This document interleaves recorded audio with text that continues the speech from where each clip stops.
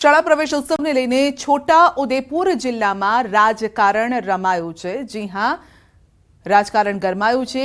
ડેડિયાપાડાના ધારાસભ્ય ચૈતર વસાવાએ સીએમને પત્ર લખી અને શાળા પ્રવેશોત્સવ પર પ્રહાર કર્યા છે।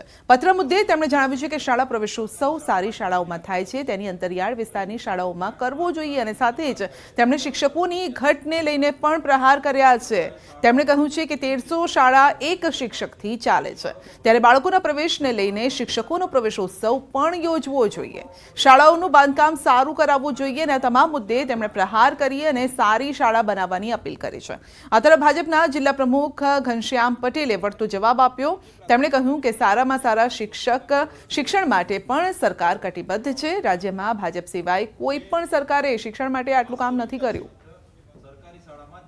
સરકારને અપીલ કરીએ છીએ કે શિક્ષણ પર ધ્યાન આપે ને ખાસ કરીને આદિવાસી વિસ્તારોમાં શિક્ષણ ખૂબ કથળેલું છે। શાળાઓમાં શિક્ષકો નથી, ઓરડાઓ નથી, મધ્ય ભોજનનો પૌષ્ટિક આહાર નથી અને ભૌતિક સુવિધાઓ નથી, ત્યારે તમામ બાબતે સરકાર ધ્યાન આપીને આ ભૌતિક સુવિધાઓ પૂરી પાડે એ જ અમારી લાગણી છે। સાહેબ, આવનારા સમય માટે અને આજના સમય માટેની આ જરૂરિયાત છે સારા પ્રવેશ ઉત્સવ। ભારતીય જનતા પાર્ટી બાળકોને શાળામાં પ્રવેશ અપાવવામાં ભારતીય જનતા પાર્ટીના કાર્યકર્તાઓ મદદરૂપ બને, શિક્ષણનું સ્તર ઊંચું આવે એના માટેના ભારતીય જનતા પાર્ટી પ્રયત્નો કરી રહી છે। દિલ્હીમાં આપની સરકાર માત્ર શિક્ષણની વાતો કરે છે। એક પણ સ્કૂલની તપાસ કરો, ઝીણવટ ભરેલી, સાહેબ કોઈ જગ્યાએ કંઈ શિક્ષણના ઠેકાણું આપણને દેખાય નહીં। હવામાન નિષ્ણાંત અંબાલાલ પટેલની મોટી આગાહી। સૌરાષ્ટ્રમાં ભારેથી અતિ ભારે વરસાદ પડી શકે છે। 28 થી 30 જૂન અને જુલાઈમાં અતિ ભારે વરસાદ થશે। જામનગર, અમરેલી, બોટાદમાં અતિ ભારે વરસાદની આગાહી। ઉત્તર ગુજરાતમાં ભારે વરસાદની આગાહી। બનાસકાંઠાના ભાગોમાં ભારે વરસાદ પડી શકે। મહેસાણા, સમી, હારીજમાં ભારે વરસાદની શક્યતા। નાની નદીઓ તોફાની બનશે તેવી અંબાલાલ પટેલે કરી આગાહી। દક્ષિણ ગુજરાતમાં તાપીનું જળસ્તર વધશે। ભરૂચથી વલસાડ સુધી ભારે વરસાદ પડશે। ભરૂચ, સુરત સહિતના જિલ્લાઓમાં ભારે આગાહી। જુલાઈ માસમાં અમદાવાદ, ગાંધીનગરમાં ભારે વરસાદ પડશે। વરસાદ ખેંચાતા ઉકળાટ અને ગરમીમાં વધારો। ધોળકા, ધંધુકા, વિરમગામ, સાણંદમાં ભારે વરસાદની આગાહી। કેટલાક ભાગોમાં પૂરની સ્થિતિ પણ સર્જાઈ શકે છે।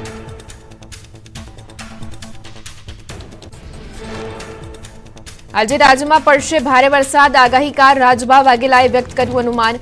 બંગાળની ખાડીમાં અપર એર સર્ક્યુલેશનની અસરથી મેઘરાજા બોલાવશે ધડબડાટી। રાજ્યમાં હજુ 4 દિવસ ભારે વરસાદની આગાહી। આજે આણંદ, પંચમહાલ, વડોદરામાં વરસાદની આગાહી। સૌરાષ્ટ્ર, મધ્ય ગુજરાતમાં ભારે વરસાદની સંભાવના। છોટાઉદેપુર, અમરેલી, ભાવનગર, બોટાદમાં થઈ શકે છે ભારે વરસાદ। એનડીઆરએફની 8 ટીમો એલર્ટ મોડ પર રખાઈ। મધ્ય ગુજરાતમાં 2 દિવસ વરસાદની આગાહી। પંચમહાલ, ખેડા, મહીસાગરમાં વરસાદની આગાહી। વડોદરા, દાહોદમાં પણ સારા વરસાદની આગાહી। દક્ષિણ ગુજરાત અને સૌરાષ્ટ્રમાં પણ પડી શકે વરસાદ। ચોમાસાની સંભવિત સ્થિતિને પહોંચી વળવા રાજ્ય સરકાર સજ્જ। ગાંધીનગરમાં વેધર વોચ ગ્રુપની સમીક્ષા બેઠક યોજાઈ। કચ્છ, રાજકોટ, દ્વારકા, ગીર સોમનાથ, ભાવનગર, નર્મદા અને વલસાડમાં એનડીઆરએફની 7 ટીમો તૈનાત। 8 ટીમ એલર્ટ મોડ પર। સુરેન્દ્રનગરનો વાંસલ, ધોળીધજા હાઈ એલર્ટ પર। ડાંગમાં વરસાદી માહોલ વચ્ચે નયનરમ્ય નજારો જોવા મળ્યો। ગિરિમથકની તળેટીમાં ધુમ્મસ છવાતા આહલાદક દ્રશ્યો સામે આવ્યા। પર્વતો જાણે વાદળા સાથે વાતો કરતા હોય તેવા મનમોહક દ્રશ્યો કેમેરામાં કેદ। વરસાદી માહોલ દરમિયાન ગીર સોમનાથની અદભુત દ્રશ્યો સામે આવ્યા। વરસાદની મજા માણતા સિંહનો વિડીયો વાયરલ થયો। ગીરના ગ્રામ્ય વિસ્તારમાં વરસાદમાં સિંહ વૃક્ષો નીચે પહોંચ્યા હતા। ગીર સોમનાથમાં મેઘરાજાએ કરી સવારી। કોડીનાર શહેર સહિત આસપાસના ગ્રામ્ય વિસ્તારોમાં વરસાદી ઝાપટા। કડોદરા, દેવડી, પીપળી સહિતના ગ્રામ્ય વિસ્તારોમાં ધીમી ધારે વરસાદ વરસ્યો। ગીર સોમનાથમાં કોડીનાર સહિતના આસપાસના ગામોમાં વરસાદ શરૂ। ધીમી ધારે વરસાદ શરૂ થતા અસહ્ય ગરમી અને બફારામાંથી લોકોને મળી રાહત। ગીરના કોડીનાર, ગીર ગરડા, તાલાળા સહિતના ગીર બોર્ડરના ગામોમાં વરસાદ। દ્વારકામાં ભારે પવન સાથે વરસાદ ખાબક્યો। રાત્રિ સમયે વીજળીના કડાકા ભડાકા સાથે વરસાદ વરસ્યો હતો। વરસાદ વરસતા રસ્તા પાણી પાણી થયા। દ્વારકામાં ભારે વરસાદની આગાહીના પગલે તંત્ર એલર્ટ. માછીમારોની તમામ બોટો કિનારે લંગારી દેવાઈ.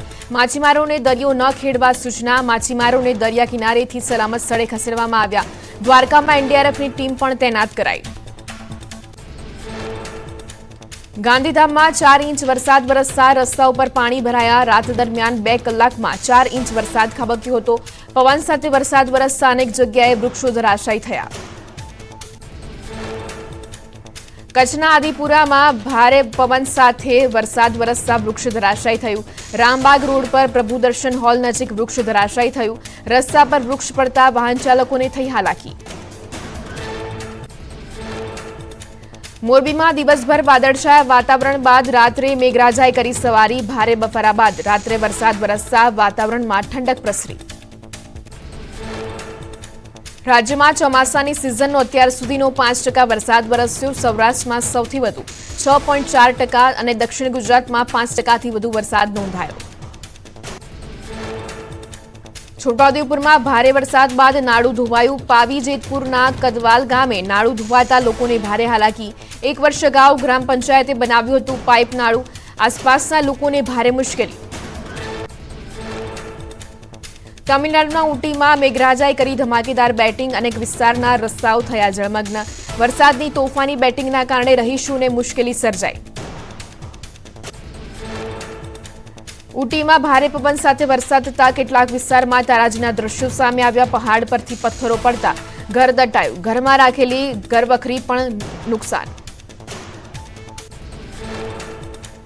ઉત્તર પ્રદેશના ચંદોલીમાં વીજળીના કડાકા ભડાકા સાથે વરસાદ. પંડિત દીનદયાલ ઉપાધ્યાય નગરના રસ્તાઓ થયા પાણીમાં ગરકાવ. ઘૂંટણસમાં પાણી ભરાતા રાહદારીઓને હાલાકી. સમગ્ર વિસ્તારમાં પાણી ભરાઈ જતા ભારે મુશ્કેલી. બાળકો પાણીમાંથી પસાર થવા મજબૂર બન્યા. ઘરની બહાર પાર્ક કરેલી રિક્ષા પણ પાણીમાં ગરકાવ થઈ. અયોધ્યામાં મુશળધાર વરસાદ વરસ્યો. અનેક વિસ્તાર થયા જળબંબાકાર. લોકોના ઘરોમાં પાણી ભરાઈ જતા લોકો ત્રાહિમામ. ઘૂંટણસમાં પાણી વચ્ચે અવરજવર કરવા રહીશો મજબૂર બન્યા. તમિલનાડુના કોડાઈ કેનાલમાં વહેલી સવારે શરૂ થયો વરસાદ. રોડ રસ્તાઓ પર ફરી વળ્યા પાણી. વહેલી સવારે જ વરસાદ શરૂ થતા વાહન ચાલકોની હાલાકી.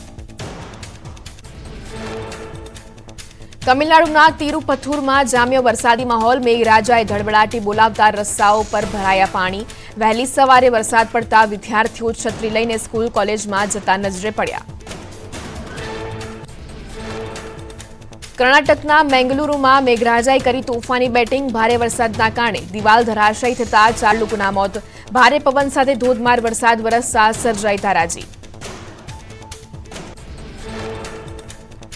ઉત્તર પ્રદેશના મોરાદાબાદમાં ધોધમાર વરસાદ. રસ્તાઓ પર પાણી ભરાઈ જતા વાહન ચાલકો અટવાયા. એક બાજુ ખાડા અને બીજી બાજુ પાણી ભરાતા અકસ્માતનો ભય. બિહારના લખુસરાયમાં વાતાવરણમાં પલટો. ધોધમાર વરસાદ પડતા બફારામાંથી લોકોને મળી રાહત. ભારે પવનના કારણે કેટલાક વિસ્તારમાં વીજ પુરવઠો ખોરવાયો.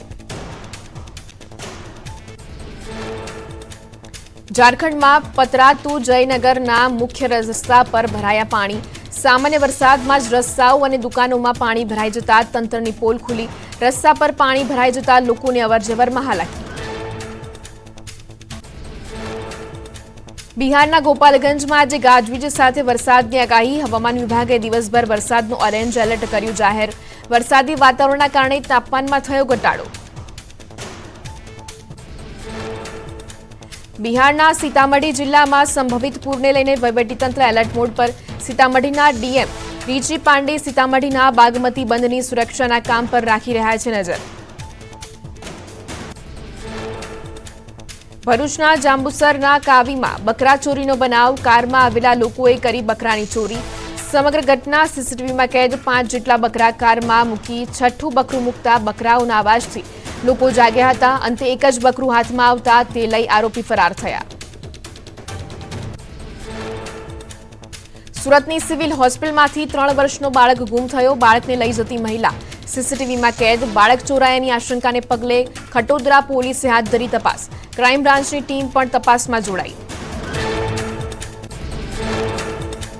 સુરત સિવિલ હોસ્પિટલમાંથી બાળક ગુમ થવા મામલે ગૃહ રાજ્યમંત્રી હર્ષ સંઘવીએ આપ્યું નિવેદન.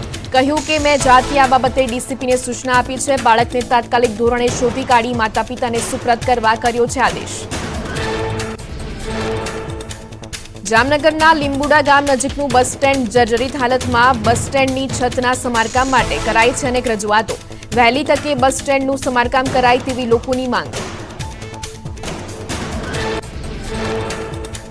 નવસારીની શાળામાં વર્ગખંડ વગર ભણી રહ્યા છે બાળકો. સમરોલીની વિદ્યાકુંજ પ્રાથમિક શાળામાં પતરાના શેડમાં 165 વિદ્યાર્થીઓ અભ્યાસ કરવા મજબૂર.